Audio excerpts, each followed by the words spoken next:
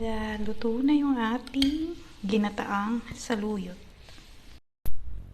Maglagay tayo ng sibuyas, bawang, luya, leftover chicken, naka-pan fry yan.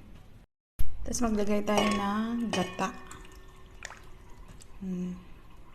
Busin na natin. Ay hindi, kalahati lang ng lata. Tapos pakuluin lang natin. Maglagay pala tayo ng bagoong. Pakuluin natin yan. Ayan, medyo kulo na siya. Ilalagay na natin yung sitaw. Konti lang siya. Tapos yung okra. Lutuin lang natin ng bahagya. Takpan. Kumulo na siya. Maglalagay naman tayo ng seasoning. A little bit of salt. Black pepper. Paprika. Depende lang kung anong meron sa mga seasoning nyo. Haluin natin. Tapos, tingnan nyo kung medyo malambot na yung ating sitaw at saka yung ating okra. Tapos, ilalagay naman natin yung saluyot. Ayan.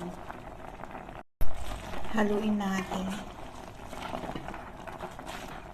para masok yung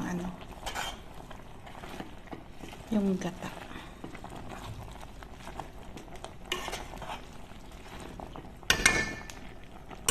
Tapos takpan.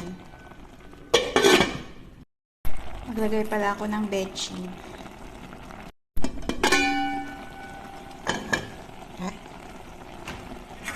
Ayan na, luto na siya.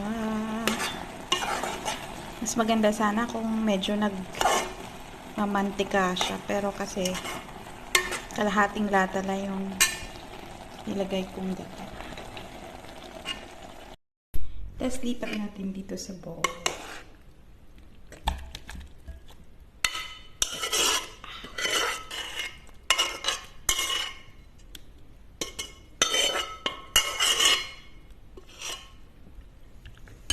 Mainit pa.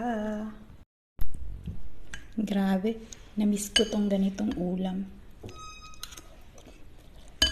Let's go.